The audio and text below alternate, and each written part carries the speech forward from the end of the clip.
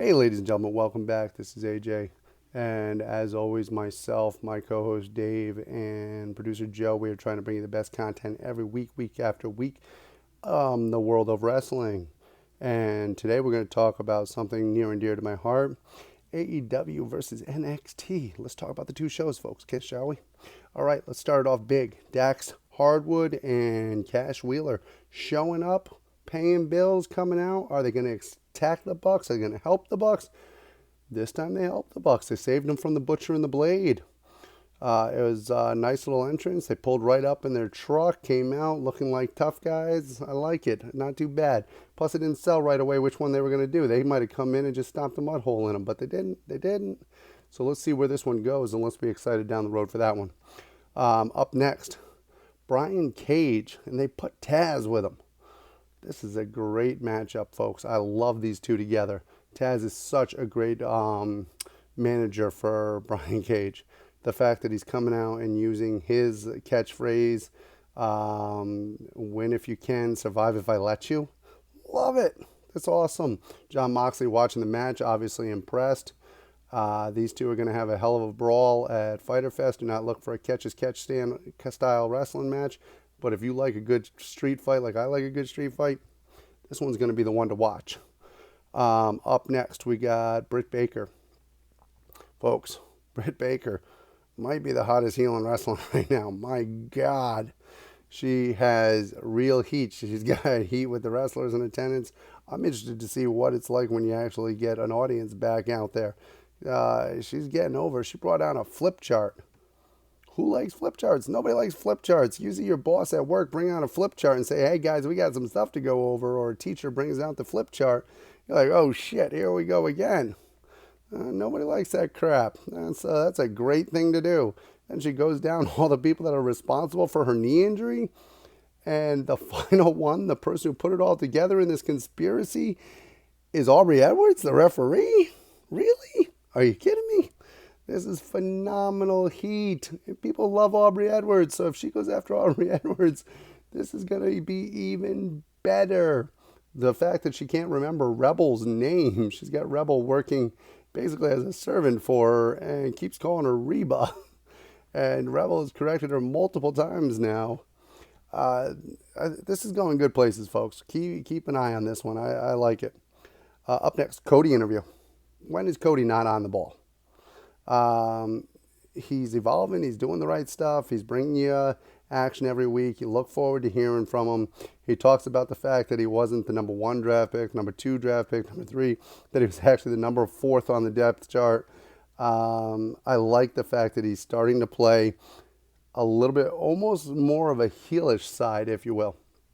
And that could go even farther because they had a battle royal later in the evening. And in that battle royal, you've got Jungle Boy Jack Perry, who actually ended up winning the battle royal.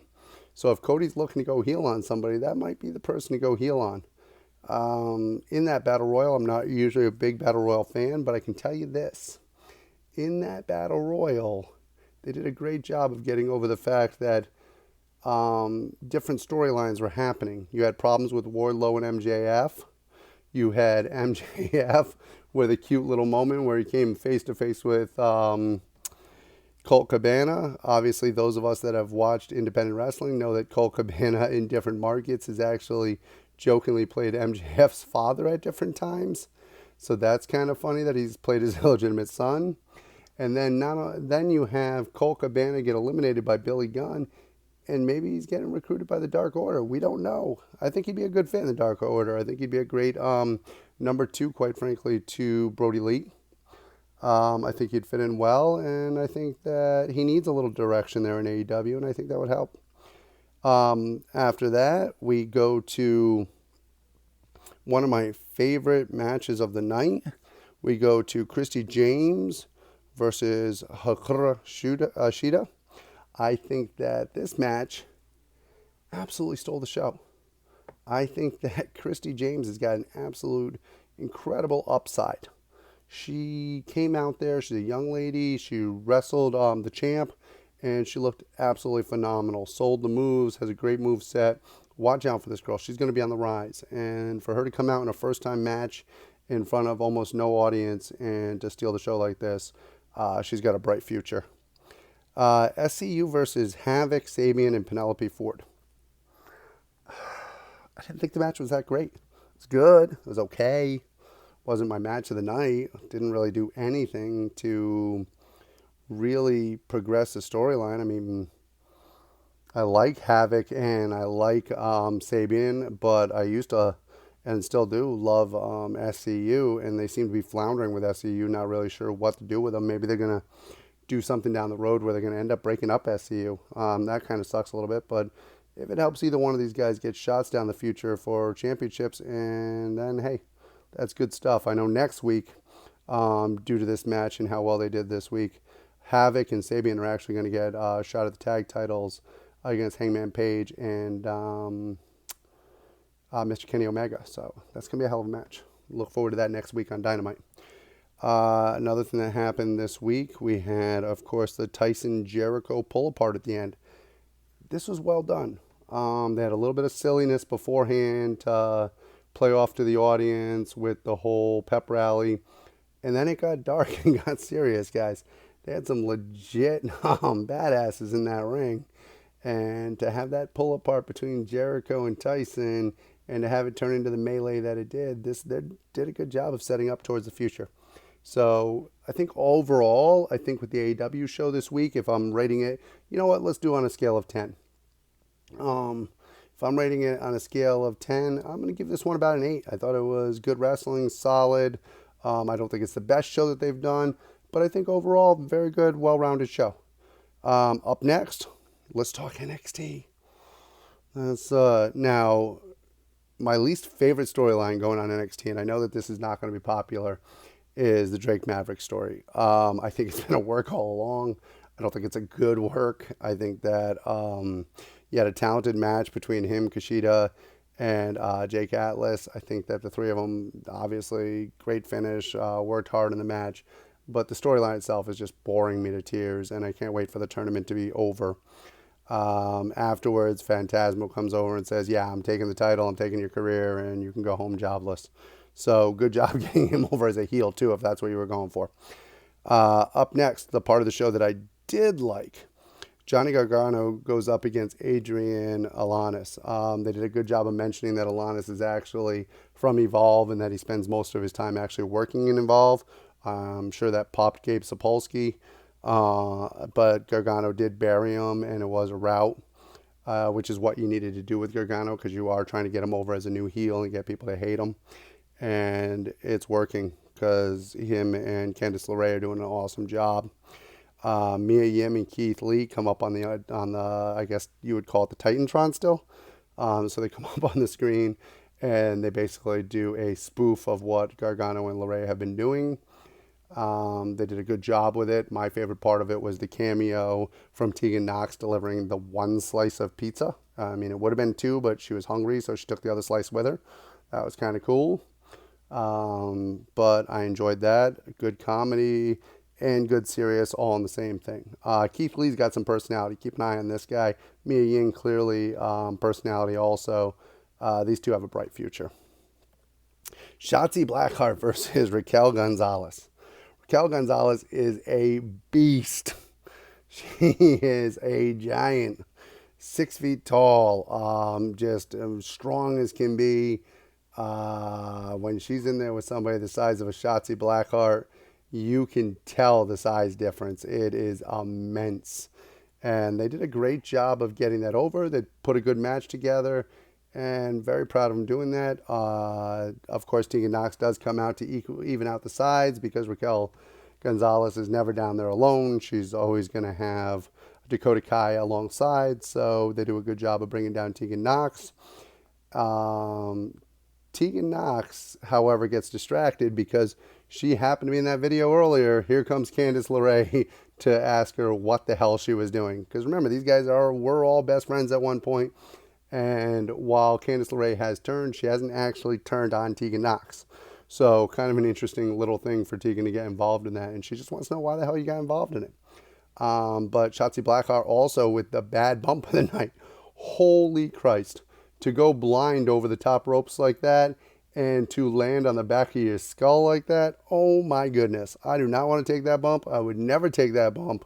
Um, that girl is tough as can be, and she looked like she was legitimately knocked out when Tegan was checking on her. Uh, Guys, if you haven't seen it, check it out. It is insane. Up next, we've got my favorite three-way of the night. We had Charlotte Flair. Sorry, it ended up being a tag match. My bad, not three-way. My favorite mystery partner match of the night. Got a little excited there for a second after that bump. Charlotte Flair, mystery partner versus Io Shirai and Rhea Ripley. Obviously, Io Shirai and Rhea Ripley are over huge in NXT. Both of them are phenomenal athletes doing a great job for different reasons. And then you have Charlotte brings out Chelsea Green with her manager, Robert Stone. And they did a good job in this match, I think, of getting over Chelsea Green. Charlotte did a real good job having her do most of the work in the match. And she did a real good job of getting Chelsea over, which obviously is a big thing because when you come to the WWE and you come to NXT, no matter how long you've been wrestling, and let's face it, Chelsea Green has been working a long time in different organizations, she is going to be treated like a rookie and she's going to be treated like it's day one for her and she just came in. And they did a good job of getting Charlotte to give her a little bit of a brush, give her the rub, and get her to move over and to actually move up in the organization. So it was good to see. And obviously they went over. There was a little bit of a rough spot, obviously, between Io Shirai at the end of the match and Rhea Ripley with a miscommunication there, making sure that we know this is going to be a three-way coming up and that they are not going to be a regular tag team. So good all-around match. A little side note after the match, it happens on one of the backstage videos. Robert Stone gets fired. So Chelsea Green will no longer actually be with Robert Stone going forward. So interesting little side note there. Now let's talk about my man Tommaso Ciampa. Great match. Absolutely destroying the kid. Out comes Scarlett. Scarlett, as always, looks incredible, doing a great job. And what she does with her facial expressions during the match, incredibly distracting, incredibly just on point. And then after the match, of course, Cross comes up on the screen. And you got to give credit, whether you like the WWE or whether you don't. And some of us as independent fans, obviously, we're not necessarily the biggest WWE fans all the time. But what they're doing with these video packages with Cross and the way this was shot with just his eyes and doing the TikTok, it's incredible. And if you're not drawn in and excited for this match in your house between him and Ciampa, you're probably just not a wrestling fan. You should go watch something else like golf or something. And quite frankly, your opinion at that point just doesn't even really matter. Biggest match of the night? Best match of the night? Let's face it. We talk about this all the time. I'm into wrestling. I'm into grappling. I'm not into the sports entertainment aspects quite as much as some people are. And this match to me stole the show. First of all, Kurt Angle, great job. Kurt Angle as a special referee could have easily been an overshadowing force and could have turned into something that took away from the athletes. It ended up not. It ended up being perfectly fine. Kurt did a great job of just adding legitimacy to it, which you didn't need to do, but it was great. Because when you talk about legitimacy, you've got Matt Riddle and you've got Timothy Thatcher. You're as legit as it gets. These two guys are two badasses. I don't know if it was a work or not. I don't know if he really kicked his tooth out. Could have been a work, might not have been a work. But either way, it came crossed as absolutely perfectly done.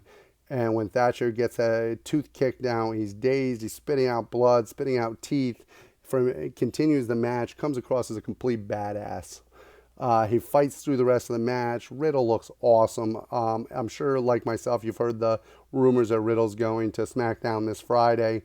And it's going to be fun to see him on SmackDown. So this is kind of a goodbye. So let's build up Thatcher in this match. And they did that. They did everything they could. Both these guys were amazing. Riddle fights out of the first rear naked choke. Doesn't tap out. Doesn't pass out. Gets him back. Thatcher gets him back in it. Stays with it. Gets the choke. He passes out. Does not tap out. Passed out.